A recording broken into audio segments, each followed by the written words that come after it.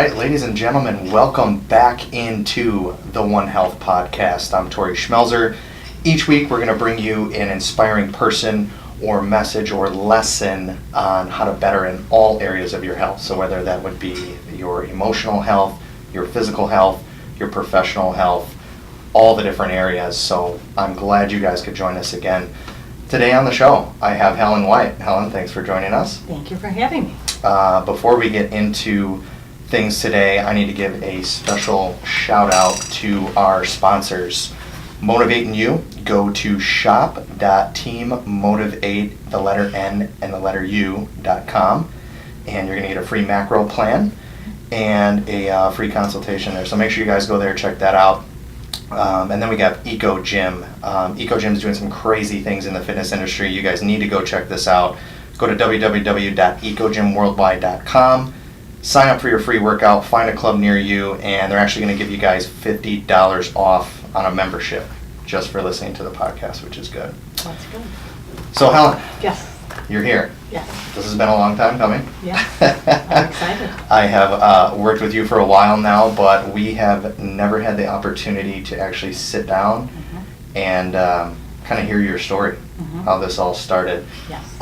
For those of you that don't know, Helen White is a seven-time Ironman? Six-time Ironman competitor, also a personal trainer. Yes. And a mother. Yes. And anything else? A cancer survivor. Cancer survivor. That is a big one. That's a big one. And we'll probably touch on that topic today. I think we will. Because I think a lot of people would get a lot out of that. So take us back here. How did this journey into fitness kind of start for you? Were you into this as a child? Was this something in high school you were in sports? Or did this develop later in life? So I will say, I tried to think about when fitness became important to me. And I was not into fitness as a kid. I was not into fitness in high school. And in college, that's sort of when the jogging craze just started. So I dipped my toe into a little bit of jogging, and I enjoyed a little bit of jogging, so I would do that. But I really didn't get healthy until after I got sick. So I probably need to go back and say how that happened. Gotcha. Okay. So how many years ago was that when you got diagnosed? So it was 24 years ago. Oh, wow. A Yeah. long time. I was 36 years old. Okay. Happily married, great guy, 2 little girls. I had a 6-year-old and a 4-year-old. I was working part-time, had a very busy life, did all the mom things during the day. Then Jack would get home and we would tag team, and I was teaching at Robert Morris University a couple nights a week. I did not know that you teached as well. Yeah. What subject were you teaching? I was teaching computer classes. Oh, okay. Okay. Actually started in the retail management program, but this was the time when computers were getting bigger and bigger, and they wanted teachers to learn how to teach software, and so they sent me back to school. I went to DePaul for some more education, and then started teaching in those programs. Then once I had kids, I wanted to drop down to part-time, so I was teaching in the evenings. Okay. So I would commute downtown, and I was just very happy. Had just like a normal I was a soccer mom. I was involved in the kids' schools. I would go to all the activities during the day, and then I would teach at night. But fitness was not part of my routine. It wasn't even, I knew I should have been working out, but working out to me meant getting on like an exercise bike for a few minutes. Gotcha. We did have an exercise bike, so at best, I would get on it for 30 minutes, and at best, maybe once a week, maybe every other week, maybe once a month. This is is this in the early 90s that you're kind of talking about? So, Just trying to place it, time period. Yes. Okay. Yes, early 90s. So back then you had you were coming out of the 80s, but they had all the kind of aerobics and the really funny outfits and all the different classes. Yeah, so I had and the stuff Jane like that. Fonda tapes, so I would do that occasionally. Yes, correct. Nice. Okay. Okay. Yeah, so I wasn't a fit person. I admired fit people. I was actually, I would call myself chubby, but I was really overweight. I was size-wise, I was probably like a 12 or a 14. So for women who, you know, can relate to that number. Was getting a little fuller. My brother got married in '94 in the summer, and I had to shop for a new dress, and I was already now into a 16, and I was thinking, you know, I did not want to go to that next number, but I did. And what happened after that was I woke up one morning, and I felt like someone had poked me in the abdomen with like a pencil, as if you went boop.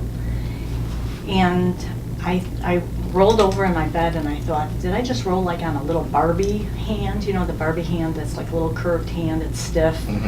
Because I had little girls, I had a 4-year-old, a 6-year-old, their toys were everywhere. Stepping on Legos all the time. Yeah, right, stuff like that. So I thought, you know what, I think I rolled over on a Barbie hand.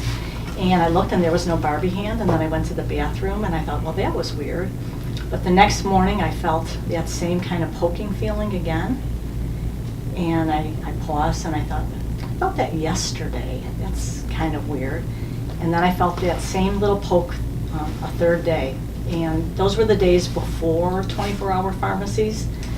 And for some reason, I thought, am I having like a urinary tract infection? That's not too much information. No, that's what most people would probably think it was. Yeah, because I sort of connected it to going to the bathroom in the morning.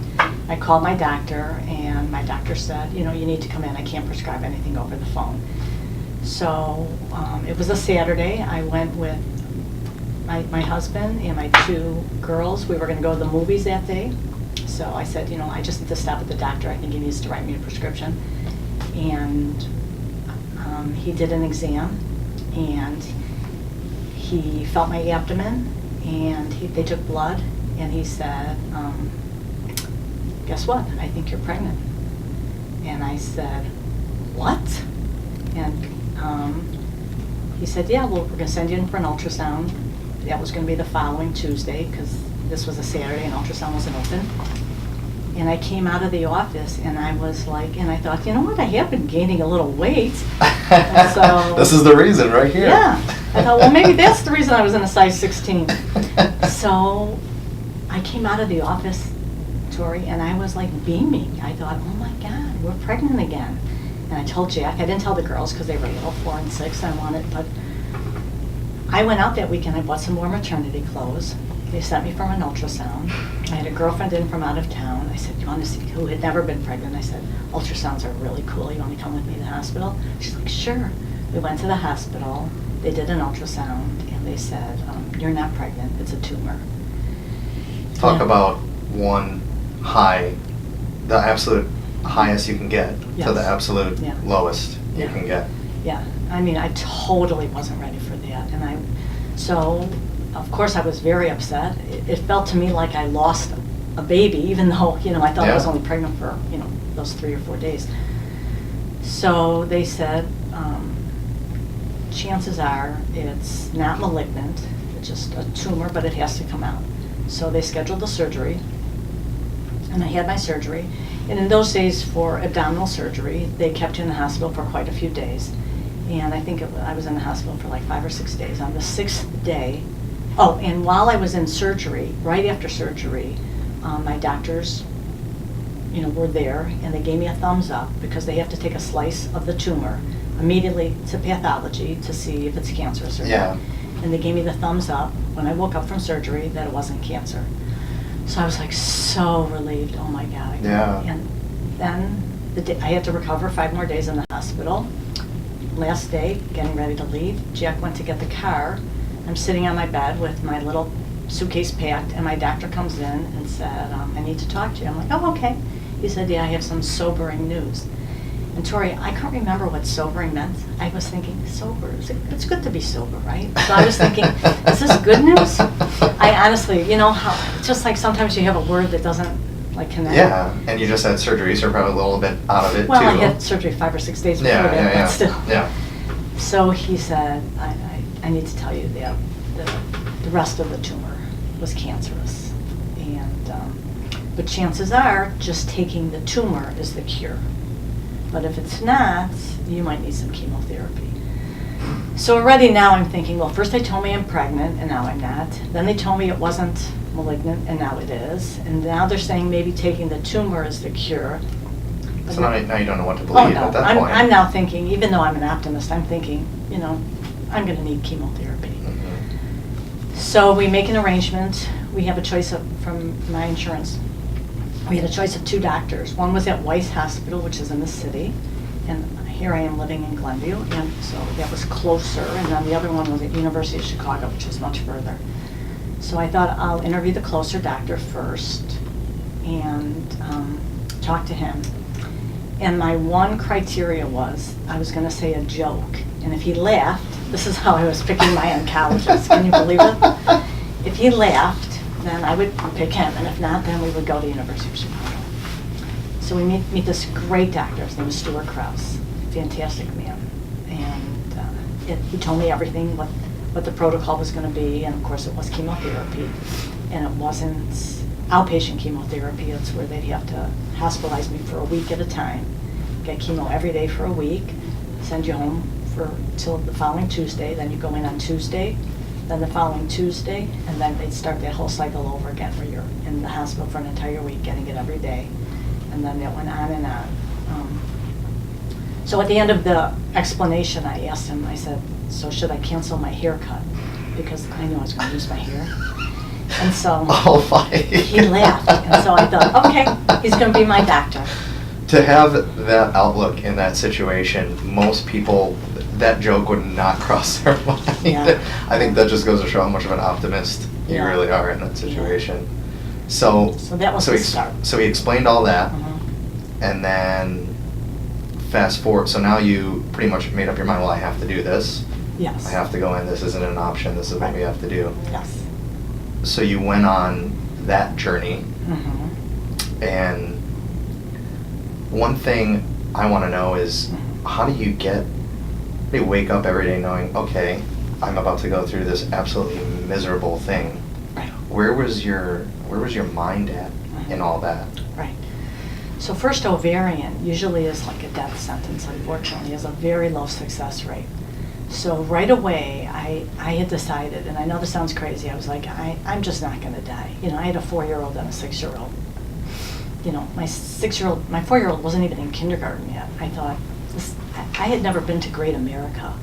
Yeah. I thought, there's too many things I want to do. So I just sort of said in my head, I'm not going to die.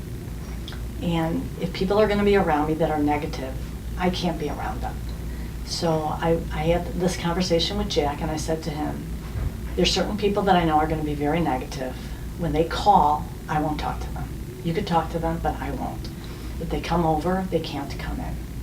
I had decided I only wanted to be around positive people and positive things. That's amazing. So that was sort of where my head was at. That's where I started. Most people don't have Mm-hmm. the guts to draw that line, even if it's with Mm-hmm. People that they've known for years. Mm-hmm. So that took a lot of guts to just draw that line in the sand, really. Mm-hmm. Honestly, that's, wow. Yeah. So that's sort of where it started. I didn't know till years later how worried Jack was. I understood later that he actually one day went out in the hall and a nurse caught him crying. That, because he was like, she might die, because you get really, really sick from the chemo because they're trying to kill all the other cells. Yeah. And so, not just all your hair falling out, which makes you look awful, of course. And I lost a lot of weight. Well, so there was the good thing about me being chubby, that I had, because imagine if I was like normal weight and you lose a lot of weight because you can't eat, you can't keep things down, you're so nauseous all the time. Then you would get like really, really so skinny, like so sick skinny. Mm-hmm. But I just got incredibly, incredibly weak. And at one point I was so weak that my blood wasn't strong enough to handle the chemo on a schedule, and so I needed a transfusion. And at that time, AIDS was very big, Yeah. and Nat They were just getting the testing down. And I thought, I will not die of AIDS, get some infected blood, because I need a transfusion when I'm battling this cancer. So you get to actually, if you can find someone who's your same blood type, you get to take their blood if they're willing to donate. So I had a lot of people who offered. Some people I was like, I don't know where you've been lately. I would think the exact same thing if I was in your position, honestly. And so I ended up getting my husband's blood. Oh, you guys are the same blood type? Mhm. Wow. Yeah. And the funny thing is, I used to hate spicy food until I got his blood. Really? Yeah. They say that does happen sometimes. That is super interesting. Yeah. Oh my gosh. So I went through the transfusion, and that went well, and then I was able to, get right back on the schedule for the chemotherapy, and finished the treatment. So you got done with treatment, Mhm. and then you obviously had a lot of follow-up appointments. Yeah, so I had a portacath implanted in my chest, and what they do is it's very common to have a recurrence. So what they do is they keep the port in your chest for a number of years. Oh, really? Mhm. So I guess it depends on the cancer and depends on the protocol. So that's one thing I learned too, is every cancer is very different depending on what stage you're in your particular type of cancer. Even ovarian, there's lots of different kinds, and the protocol is different for each type of cancer. And since I was very young and very healthy, they kept my port in for a couple of years. And so I would, at the very beginning, I'd have to go back like every 4 weeks. And then they went to every 6 weeks, and then they went to every 3 months, and then they went to every 6 months, and then they went to every year. And now I don't see an oncologist. And they took the port out after a couple of years. Gotcha. Mhm. So now you've been cancer-free for how long? How many years? 23 years. That's amazing. Mhm. Congratulations. Yes, thanks. That's really cool. Mhm. So you went through this journey, Mhm. you did all that, you got done with it, Mhm. and now you have a different outlook on life, right? Yes. Where was your head at then? So there was a couple things that were going through my head. Number one is like I said, there were things I thought, you know what, I need to do some things that I wanted to do. As crazy as it sounds, I wanted to go to Great America. I had never been to Great America. I'd never been on that like crazy water ride, and I just wanted to go. I had always watched the marathon on TV, and I thought, you know what, I want to run a marathon. And like I said before, in college I would be like a little runner. Like when I talk about little, I mean like 30 minutes of jogging. So I thought, you know what, I want to run a marathon. I mean, I didn't know the first thing about it. So I sort of now had it in my head that there were certain things I wanted to do. So there happened to be an article in one of the magazines, I can't remember what magazine it was that I was reading, and it was one of those how to run a marathon. It was, I'll remember the author in just a minute, Jeff Galloway. Okay. And he had a run-walk program where you would, I think, run for 5 minutes and walk for 1. And there was no deviating of this pattern.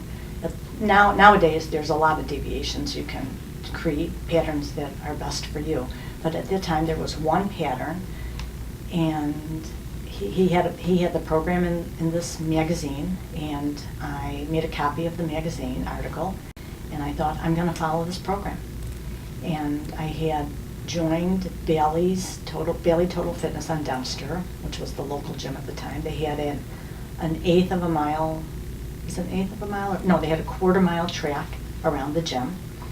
And I started training. And I thought, if I can make my way up to 18 miles, I'll sign up for the Chicago Marathon.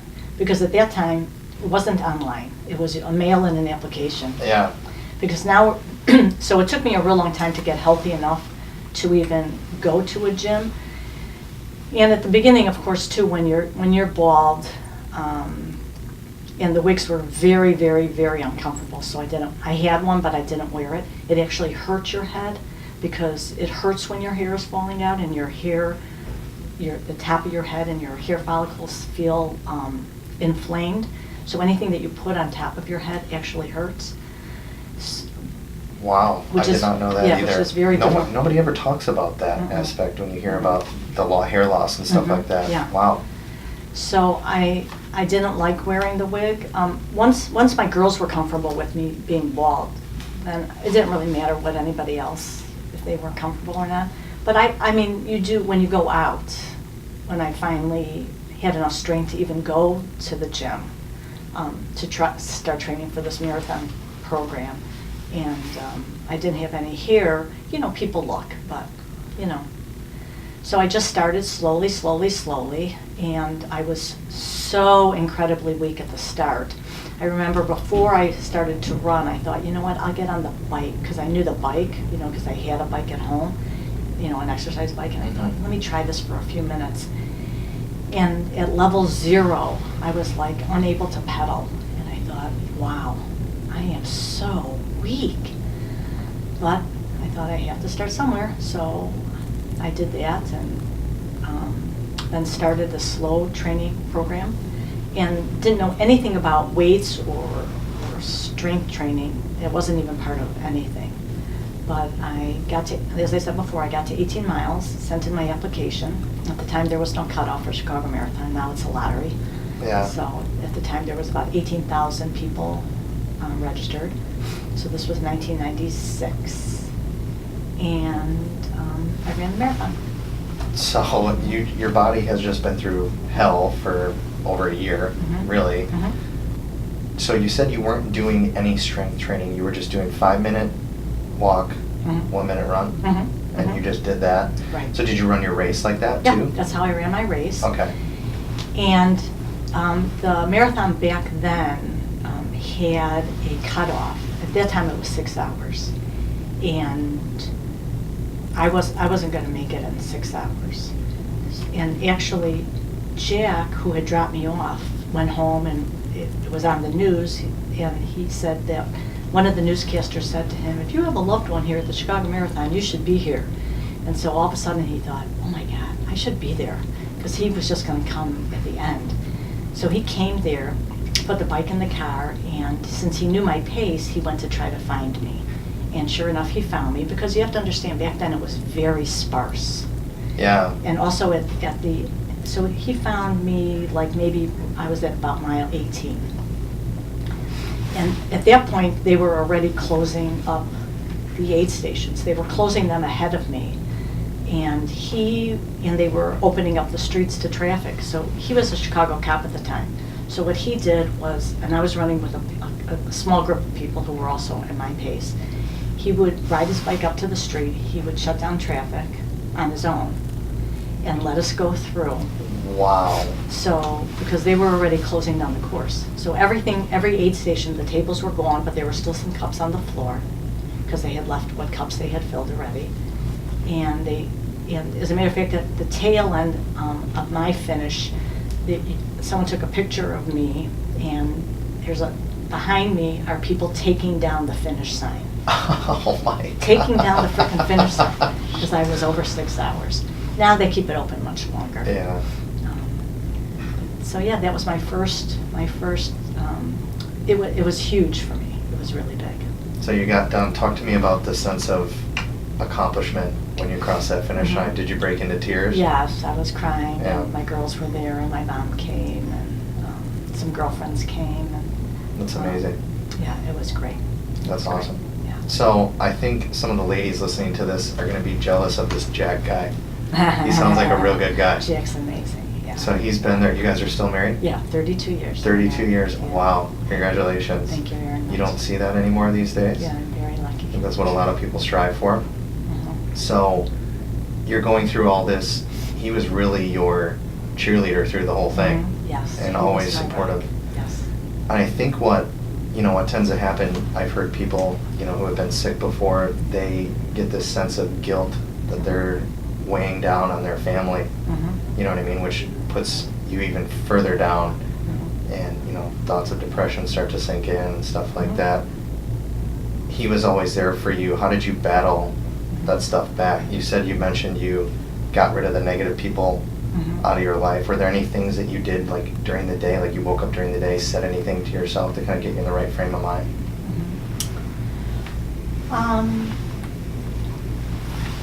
Well, I think what happened next was I've always been a positive person, and wanting to have a good day, but there wasn't really anything, like I said, like that. But I did know after I got done running the marathon, I knew that I needed something more. I still wasn't feeling. I was feeling on top of the world mentally, but I really wasn't feeling on top of the world physically. I still felt very weak and very, slow it doesn't really matter how slow you are in the marathon. I mean, if you finish it. Yeah, finishing is finishing, yeah. Right, finishing is finishing. But I knew that there was still, I was still so unbelievably weak. And I knew that I needed something more. And one of these, this sort of leads me to the next chapter, the next big thing that happened in my life. They had at Bally's, at the counter, they had put your business card in for a free personal training session. Very common thing you see at gyms, yeah. Mhm. Yeah. And so I was teaching, so I had a business card. I thought, you know what, I'll put my business card in and see if they pick my name. So I get a call from a guy named Chad Paul over at Bally's. He said, come on in for a free personal training session. And I thought it was going to be, the women will understand this comment, I thought it was going to be like a free makeover, and that you learn like one or two tips, and that you don't have to spend any money, you just get this thing, and then now you know how to use this mascara, or this, now you know how to use weights. Yeah. I mean, I thought it was going to be like that. I thought, I'm going to learn what I need to learn in this free session, and then I'll just do it. And I didn't even bring my purse into the gym. I mean, I kept it locked in the car. That's how much I knew I wasn't going to buy anything. Yeah. Well, this guy was so amazing in the way he described that I could really get stronger. And also, his brother was going through treatment for leukemia at the time. So I really felt like he understood how weak I felt and where I had been. And I thought, you know what, I have to do this. I have to learn how to lift. I have to learn how to get stronger. I had never lifted a weight before, never, not a single weight. And I thought, I got to do this. So I went in my car and I went and got my credit card. And this was a huge expense for me because we were still living month to month, like a lot of people do, where even Starbucks was out of the question for me. I mean, I didn't even go because I'm not going to spend that kind of money on coffee, Yeah. a cup of coffee. I can make coffee at home. Yeah. So this was a huge thing, but I thought, you know what, this is going to be worth it. And I told him, I said, yes, I want you to be my trainer. He's like, oh, no. I just set up, I'll give you another trainer. I'm just the person who sets up the training. But if you don't like the trainer that I give you, then I'll be your trainer. I said, I already don't like the trainer. You're my guy right now. Okay. So he said, okay, I'll train you. And 3-pound weights were incredibly heavy for me. I could not get down on, he had me get down on my knees, one knee, and then get up. I could not get up. I could not get up from being down on one knee. Unbelievable. That's how weak I was, unbelievably weak. And he asked me what some of my goals were, and I said to him, because I was thinking, again, like this big list of what I've always wanted. I'm like, I think pull-ups are really cool. I'd like to do a pull-up. And he's like, okay. And now I see, I mean, it was years. I never did a pull-up for him until, that's... He's trying to give the old optimistic, yeah, we can definitely get you there. Yeah. And I was so grateful for that because, he didn't, I mean, I guess he said if you think, that's a goal, that's a goal. And so that's sort of my philosophy now too, is people tell me their goals and I'm like, great. I think that's good because you see a lot of, in the fitness industry, you see a lot of trainers, they go and people tell them their goals, Mm-hmm. and then they immediately shoot it down and try to explain why they shot it down, Mm-hmm. instead of Right. just saying, Yeah. yeah, we can definitely achieve that. Mm-hmm. Let me give you the roadmap on how to get there. Right. And I think that's the difference between a good personal trainer and a bad personal trainer. Yeah. Again, your optimism coming through. Right. That's good.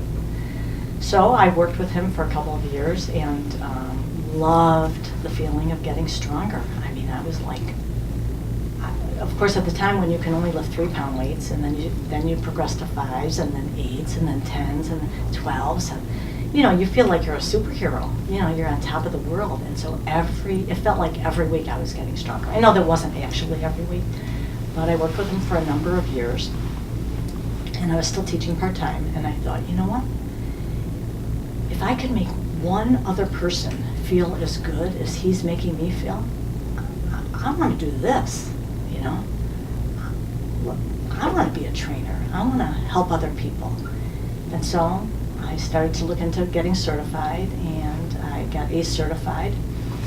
I was out for coffee with a girlfriend, and she had told a person who stopped by our table, it was at Caribou Coffee, and she told her friend that, I'm studying to be a trainer, and the friend said, oh, I need a trainer. And so I said to her, oh, okay, well, when I get certified, I'll call you. And then I left her, and I thought, well, maybe she doesn't care. I'm on my way to being certified. Yeah. So I gave that person a call, and she became my first client. And so I started my home business. So I was still teaching. And then that client then she referred me to a friend because she was getting strong and in shape. And then all of a sudden I had like a handful of clients, and I asked for less and less teaching hours, and then my business started to grow. So you're following your passion now. Mm-hmm. So the teaching went by the wayside. Yes, because then it got to a point where I said, don't put me on the schedule at all. And then there were enough semesters of that where they said, you're not coming back, right? And I was like, yeah, I think I'm not coming back. But in the meantime, I still wanted to continue to push myself. So I was still getting trained by another trainer at another gym called Premier Fitness. And I love that, and I always like to point this out to people too. Even personal trainers get personal trainers, mm-hmm. because there's always a goal that we can push for, mm-hmm. and they're going to push you harder than you can ever push you. Mm-hmm. That's what happens a lot. We have these mental blocks. People can't break through them. Right. But if you have somebody else counting, somebody else pushing, somebody else mm-hmm. encouraging, yes.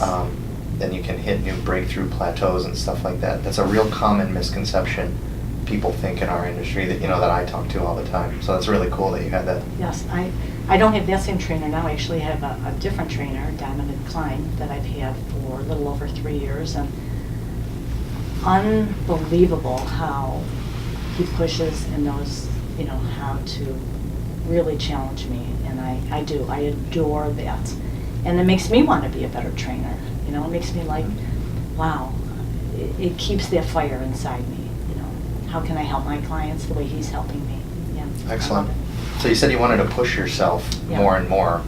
Mm-hmm. I guess that's a good segue into this whole Ironman mm-hmm. thing. Yes, that was a good segue. So you ran a marathon. Mm-hmm. When did you first hear about Ironman, mm-hmm. discover that, figure out what that was? Yeah, so I have a girlfriend, Vicki, who lives in Texas, and she did the Ironman, and I didn't know what it was. And I said, tell me about it. She told me. It's a 2.4 mile swim in open water, 112 miles on the bike, and ends with a marathon, 26.2 miles, and you have to complete it in 17 hours or less. And when she told you that, did you say, are you a nut job? You know what? My first thought, was, that sounds so cool, and you're crazy. But it did sort of make me think, well, let me see what this triathlon thing is all about. And since at that point now I had already run a couple of marathons, so I had a couple of marathons now under my belt. And so I knew that I could complete the run portion. I had a 25-year-old bike. I knew how to ride a bike. Swimming, I had learned to swim as a kid, so I did that Learn to Swim program. That's pretty common, but I would never have considered, I was never afraid of the water, but I never really considered myself a swimmer. So I went to the pool to try to see what I could do, and I could get across the length of the pool, which is 25 yards. And then I'd be at the, hanging off the edge, breathing hard and thinking, okay, well then next time I'll swim there and back. And I thought it was like running, like you build up this progression. But I never really got the hang of the swimming. But I thought, I'm going to enter into a smaller distance triathlon. So triathlon, for those that don't know, triathlon's always swim, bike, run. Always that order, swim, bike, run. And triathlon comes in different distances. So there's usually what's called a sprint distance. Then there's Olympic distance, which I think most people know Olympic distance is a 1 mile swim, 25 miles on the bike, and a 10K run. And it's also called international distance. But that's when they do triathlon for the Olympics, that's Olympic distance. That's why they call it that.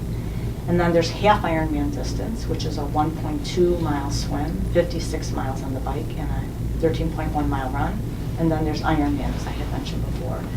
So I thought, I'll sign up for Chicago, for the Chicago Triathlon, that's Olympic distance, and sort of test out my swimming. And my swimming, they had lifeguards and rowboats all along the course, and every single boat that I got to, I had a green cap on at the time. Every single boat, they said, "Hey, green cap, you want out?" Because that's how bad I looked. I was just struggling in the water. So you're swimming in Lake Michigan? In Lake Michigan, yes. Fighting the waves? Fighting the waves, but I wasn't a good swimmer. I mean, I was really struggling, and I would swim a little, and then I'd have to stop and tread water. At the time, and in all triathlons, you're allowed to hang on to the boats as long as you don't make forward progress. In every triathlon, you're allowed to do that. So I would swim to the next boat. They'd say, "Hey, green cap, you want out?" I'd be like, "Nope," and I'd swim to the next boat. And I made it through, and I thought, okay, I need some help at the swim. I tried the next distance up, and I struggled again to, now these don't really have cutoff times at that point. There was no cutoff times. But, so the next year I signed up for half Ironman, and then the following year, I signed up for my first Ironman, and that was 2006. So you have to sign up a year in advance. And I joined a swim team in Evanston, it's called the Evanston Masters Swim. And Masters basically means over 18. So, and I tried to get better. I tried to watch the people that were swimming. They divide you into lanes, how fast you are, and that's how you know when you go to practice in these Evanston Masters, in the Masters program. So do they have coaches there? They have coaches. They have coaches that give you a workout. So I didn't. So you had a program. You had a program to follow. Okay. But it would sort of be like saying do bicep curls, and you're like, let me look and see what a bicep curl looks like. And you look at the lane next to you and say, oh yeah, okay, that's what a bicep curl is. I'll do that. So I wasn't really learning how to swim. I was just doing a workout, and but I was doing the best I could. And then I would say to the coaches there, I would try to come early, and I'd say to them, if you ever have any tips for me, I'm all ears, because I'm new, and I want to learn, and I want to get better. And I did that for almost an entire year, and then I kept increasing my distance, so now I could finally swim uninterrupted, very slowly. And I did the build program like you would for the run, and I got to the 2.4 miles, but the cutoff in the Ironman event is 2 hours 20 minutes for the swim. And by the time I got to 2.4 miles in that swim program, it took me 2 hours 40 minutes, so I was 20 minutes off. And everyone kept saying, the day of the race, you'll be fine. There's all that adrenaline, it'll kick in, you'll be faster, it'll be great. And I was thinking, okay, because I had been practicing the riding and practicing the running, and I knew I could get those two other parts down in the right amount of time, but I was definitely concerned about the swim. So race day comes, and it was the only triathlon my mom had come to. My brother and sister-in-law flew in from Arizona. It's in Madison, Wisconsin. Hey, yeah, born and raised. Shout out to Madison. Shout out to Madtown. Love Madison. And the swim starts, doing my thing best I can, and there's grandstands at the start and finish of the swim. And as I'm getting closer to the end, I'm hearing people shouting like crazy, roaring. And I get out, and there's 3 guys, big guys mostly, with Ironman shirts on, and they said, we're going to have to take your check. And I said, what? They said, you're a minute and 23 seconds after the cutoff. Oh, no. And I just started sobbing, because I had worked a year. Yeah. You know, an entire year to try to make this happen. And in Madison, there's this helix, and you have to run up the helix, and there were still people all along, you know, the side of this helix, and they're as I'm running up the helix, which normally you would run to get to your bike and to get out of your wetsuit, and they're all clapping for me, and I'm like sobbing, running up this helix. And that was it. My day was over. They wouldn't let me get on the bike. So even though I thought I could make up the time on the bike and the run, but those are the rules. If you don't make the swim cutoff, they don't allow you. So Wow. I thought, you know what? I'm going to have to sign up for next year. And I'm going to have to get better. So how do you start over? Because basically, well, now you're further ahead than you were when you started, but did you go and get a swim specific coach then? Well, that's a very good question, Tori. So I thought, this is what I need. I need some one-on-one coaching. I need some help, you know. And I will tell you, help has been a theme in my life. I have gotten a lot of help from a lot of people. And so I contacted this coach, and he said, okay, let me see you swim. And I swam for him, and he said, I'm not the coach for you. Just like that? Mhm. He didn't give you a reason? No.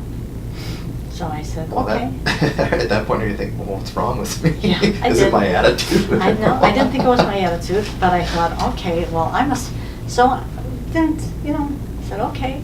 I mean, he's not a bus. He doesn't have to stop for everybody. Yeah.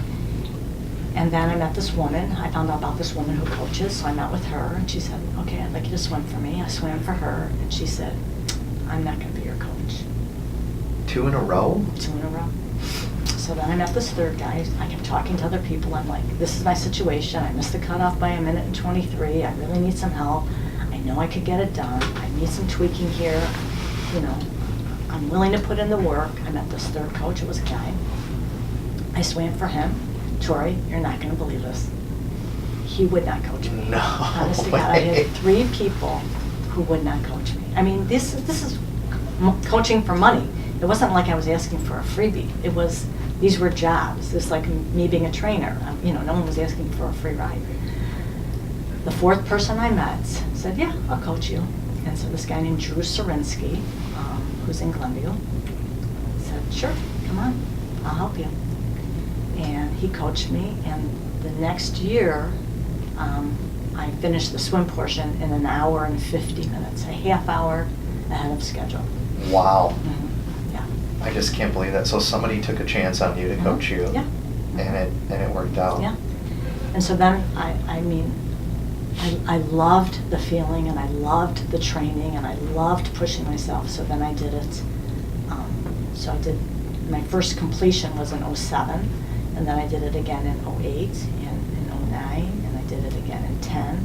I took 11 off, and then I did it again in 12. So, yeah. Unbelievable. I mean, just to complete one of those Yeah. is a huge feat in life. Mhm. What I want to know, so I've been doing a little bit of marathon training here, Mhm. and they compare marathon training to holding your hand over a flame. Mhm. And how long can you hold your hand there Mhm. and break through that barrier, that mental barrier? Mhm. I want to know, you just get done swimming, which is probably one of the hardest physical exercises that you can do. Mhm. Then you got to hop on a bike Yes. and cash your legs out for how many miles? 112. 112 miles. Mhm. In Madison, which you know is very hilly, Yeah. and Verona and the surrounding areas, very hilly. So you do that, you hop off your bike, Mhm. okay, now just casually I have to go run 26.2 Right, miles, right. which, less than half of 1% of the population has ever run a marathon, or ever Something will like run a that. marathon, or something like that?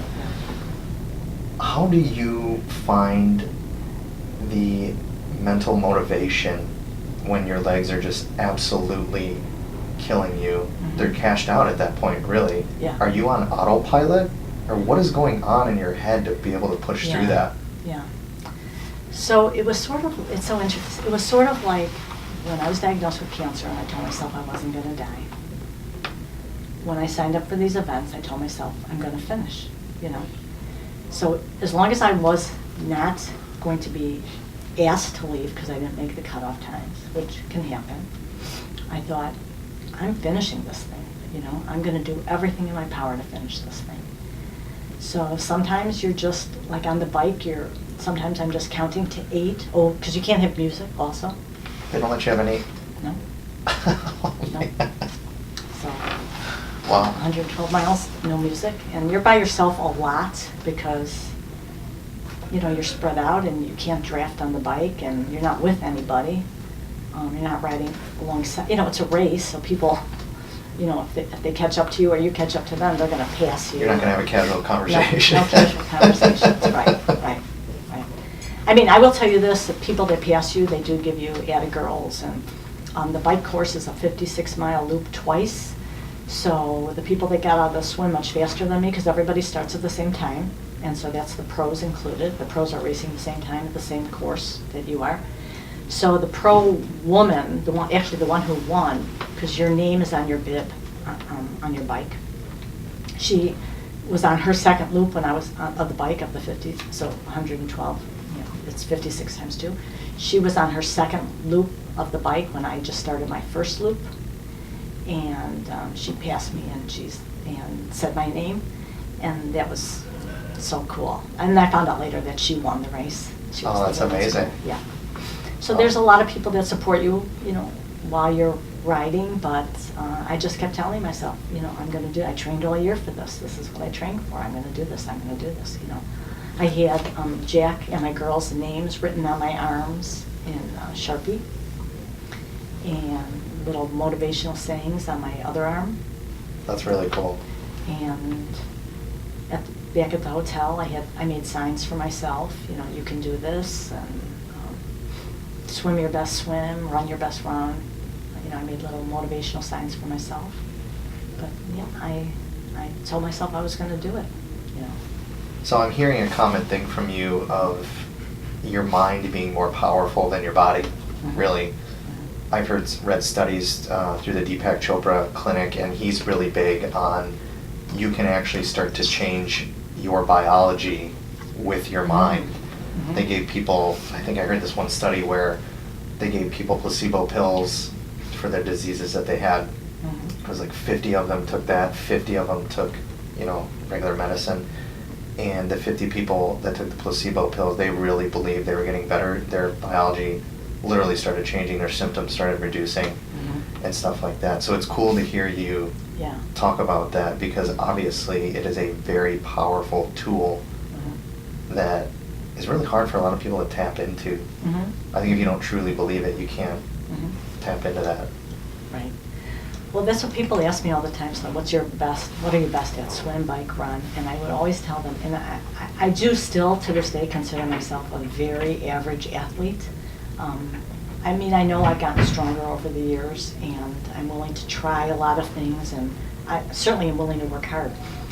But I do feel like my mind is the strongest.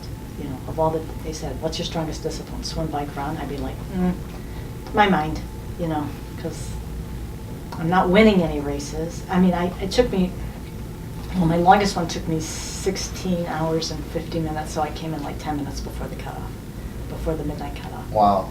So I was out there all night. Are you, I know they have the gels and the bars and Mhm. stuff like that. What are you eating or drinking Mhm. in the middle of this thing? Because you got to be like starving at some point, Oh, right? yeah. So, so the day of an Ironman, you get up super early, usually like 3:30 in the morning, and you have a full breakfast of whatever you would have. So whether that would be oatmeal or eggs and toast or your eggs and vegetables. You'd have regular breakfast. And then right before the swim, I would have a gel. So these are all things that you have to train with. Just like for your marathon training, you're probably noticing that you have to try different things, whether it's, Yeah. you know, a Gatorade type product. Or the bike strategy, what I had learned was every 20 minutes, for my body size, excuse me, I learned that I had to take in about 200 calories an hour. So I had power bars broken up into little pieces, and every 20 minutes, I took the right amount of calories. Okay. And I did that for the whole entire bike. And by the end, because you're on the bike for about, my best bike time was about 7.5 hours for the 112 miles. But 2 years in a row, I did the bike in 8 hours, 9 minutes. Exactly, 2 years in a row. I did the exact same bike time. If you can believe that. Right? Freaky, exactly the same. So at the very end, you're pretty sick of those power bars. You know, every 20 minutes popping a piece in, but you're like, I gotta do this, I gotta do this, you know.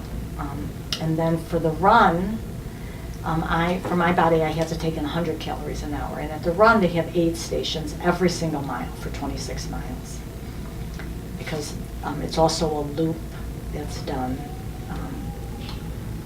Yeah, I went and watched one of my friends Oh, in did you? Madison do it, Yeah. and they did like a double back Yes, kind of thing at yes, one point, and yes. that's where all the spectators were, so, Yes. okay. It's a great, oh my God, it's a great town for a race. It's You, just- if you want inspiration, go down and watch part of that thing. That's right. If you're feeling lazy Mhm. or anything, that'll wake you up real quickly, Yeah. so, Yeah, okay. it's great support. So, and they offered, for the run portion, they offered gels and Gatorade, and they also offered chicken broth because at the end, your electrolytes, you need more sodium. Yeah. They had pretzels, potato chips, Coke, they had fruit. But I basically only took what I had trained with, and I had trained with gels for the run. So the volunteers take such good care of you. What you do is you're running up to the aid station, and because since I was so close to the cutoff, I couldn't even stop at the aid stations because every second, you know, think of it, if you have 26 stops, because there's an aid station every mile, and if you stop for a minute, there could be 26 26 minutes, yeah. And if you're that close to finishing, and that could take you over the 17-hour deadline. So I would approach the aid station and I'd make eye contact with one of the volunteers and I'd say, I need a gel with caffeine. Can you please, because I couldn't even open it at that point. You know, you're like, every morsel of your body, I mean, you have like zero energy left. And I said, I need you to open it, please, and I need some water. And I said, I'm gonna keep going. And then they would catch up to me, because I wasn't very fast, you know, at that point. They'd catch up with their little gel opened and the little cup of water, and I would take it and then toss the cup in the empty gel packet. And every single aid station, I did that with a volunteer. That's what happened. I made eye contact, I'd point to them, they'd give me the thumbs up, I'd tell them what I needed, and they'd catch up to me and give it to me. Unbelievable. It was great. After the race, do you go home and pass out? Is there still a lot of adrenaline running through? Is it hard to relax after that, actually, after doing something like that? So they have massages afterwards. So each time I went and got a massage from they have massage people that volunteer their time. So I got a massage, and then we were staying at a hotel in town in Madison, and Jack would run me a cold bath, and then got a bucket of ice from the ice machine, and I would have to sit in icing for recovery. Oh, I bet. Yeah, so I did that, and then you at that point. So now we're talking. It's almost an hour after midnight, an hour after I finished. Now I'm starting to get hungry for real food. So my girlfriend Vicki that I talked about earlier, who had done before me, she said, make sure you get some real food in your hotel room and have it there, because there'll be a time where you'll be like, I need to eat now, you know. And so sure enough, that's what happens. And so after the ice bath, I got out and I started to eat some real food. What was the meal? What'd you have? I had some pizza. Nice. Yeah. I bet you could have eaten everything in sight at that point. Yeah. You felt like you could have eaten anything, and you wanted to eat everything. Yeah. Yeah, it was really good. Yeah. Unbelievable. Are you planning on doing any more? I know you just hopped into a triathlon, last weekend? The weekend before last. You just yeah. hopped into a triathlon. Yeah. So last year I did another half. I did an inaugural half in Madison. I did a half Ironman last summer, and my knees are feeling like it's very difficult. I even have a hard time saying this, that I can't do something. Yeah. But it's possible that I won't be running any long distance, meaning more than a half. So. When was your last one? My last full Yeah. was in 2012. Okay. And then my last So a while half back. was last year. Gotcha. But I still swim all the time. I still do distance swimming, so I every single summer I still swim at least 2.4 miles and make sure that I can get it done under the time. It's as if someone was going to say to me at any given moment, we have an opening for an Ironman, and if you're ready, you can take it.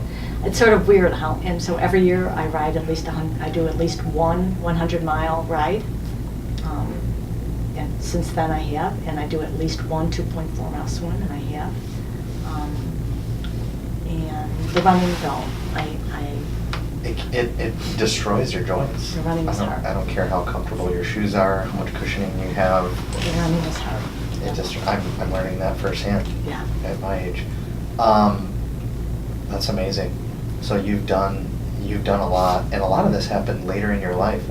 So at what age was your first one? My first one, well, I'm almost 60. My first one, so I was 49. You started when you were 49. Mhm. That to me is one of the most Yes. amazing. Yeah, first time. That to me is one of the most amazing things about you is you're not letting age dictate anything. Mhm. You're gonna do it. You put your mind to it.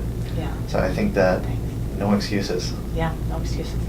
I do not feel my age. How many days a week are you working out? 6? 7? You do I feel like you do something every day. I do something every day, yes. I work out every Unbelievable. day, yes.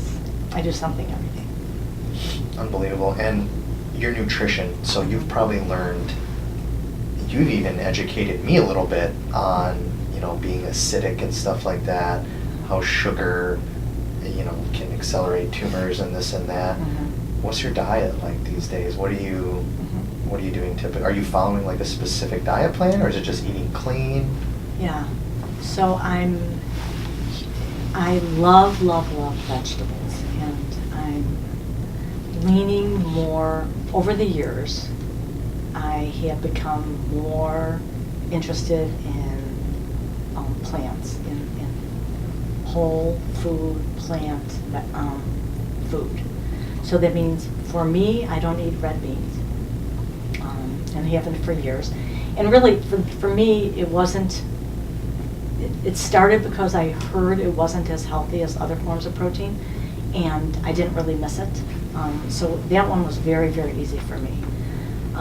Just recently, so my meals mostly consist of vegetables first, fruits, and I eat a lot of fish, and I do eat eggs, and I do supplement with whey. Okay. And good fats and nuts and seeds, and nothing that's processed. I don't eat sugar. A big thing for me about a year ago was I switched from bottled salad dressing to my homemade salad dressing, which I make with avocado oil and fresh lemon and Dijon mustard. Those are the only 3 ingredients, which is awesome. I could bring you some.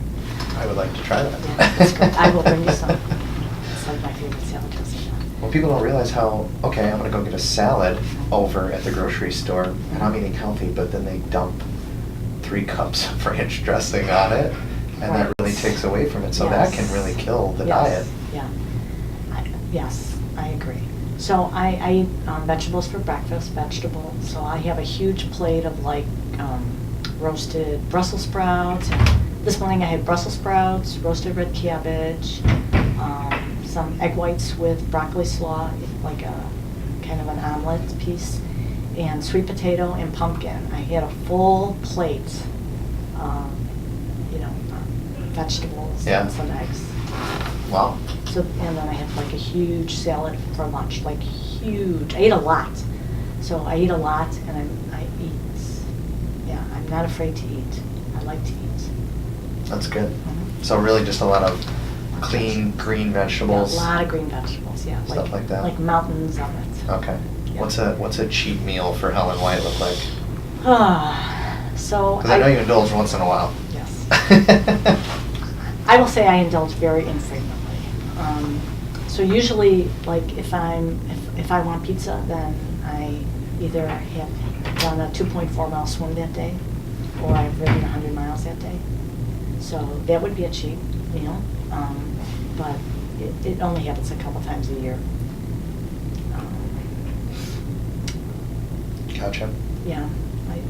But when I go on vacation, I'll have dessert every single night. So when Jack and I take a vacation, so we took like a hiking vacation, and we went to Bar Harbor in Maine, and they're known for ice cream shops. They have in the small little town, they probably have 20 ice cream shops. Wow. And we were there for 8 days. We tried every single ice cream shop. Nice. Yeah. It's an ice cream lover's dream up there. Yeah, if you like ice cream, it's a great place. So yeah, on vacation, I'll basically have dessert probably every night. But the interesting thing is my breakfast, I would still have like an egg white omelet with vegetables, and my lunch would normally still be a huge salad, and my dinner would still be a protein and vegetables. But the only difference is that I'm having dessert, and I'm probably having a glass of wine on vacation. But normally I don't drink. Are you on any supplements like a multivitamin or anything like that? So I'm on vitamin D because I was tested and I was low for D. Okay. A lot of people are low on D. Yeah. Have you ever been tested for D? I have not. I know that my girlfriend is low on vitamin D. That was one of the things. She takes a D3.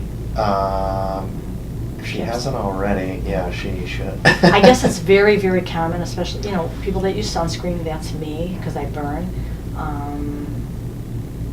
I guess it's so incredibly common to be low on vitamin D, so I do take a D3, and I don't, and then I take a supplement for my knee joints. Oh, okay. But that's it? Mhm. That's it? Do you consider the whey? Yeah, supplement? protein? Yeah, I use that every single day. Okay. Every single day. Excellent. Yeah. Excellent. So when I'm done working out, I have a scoop of whey in my water. And if I were home, I would have a scoop of whey in a blender with some spinach and a banana and make it like into a real nice shake. But after my workout here, then I have the scoop of whey in my water. Excellent. Mhm. Excellent. Well, we've covered a lot of topics today. We have. I feel like I need to have you back on because I feel like we just kind of scratched the surface Yeah, I have a lot more to say. of everything that you got into. So we'll definitely have to plan on that. Okay. But again, I want to thank you for you. coming on. I really appreciate it, taking time out of your day for this. I think that others out there will gain a lot from listening to this episode. Mhm. If you had to give 2 pieces of advice for somebody that might be going through some of the things that you went through and persevered through, do you have like 2 tidbits of information that might be little Sure. gold nuggets to share? The first thing I would say is move your body every day. And that goes really for anyone, but certainly anyone that's going through treatment or anyone who's sick, is if you could, and I'm not talking, it doesn't have to be for an hour, just move your body, because you'll feel so much better. And then the second thing would probably be open to getting help. I'm in a helping profession now, but I got help from so many people along the way. Yeah. From great doctors to great trainers to, great family members. So be open to getting help. I love it. You can't do it yourself. You cannot. It takes a village. It does. really, really does. It does. You can't be stubborn. That's excellent. That's amazing. Well, thanks again for coming on. Thank you for having me. Again, one more shout out to our sponsors, Team Motivate and You and Eco Gym. If you guys don't know what those are, go to those websites we talked about at the beginning there. Thank you again for joining us. Until next week, this is Tori signing off.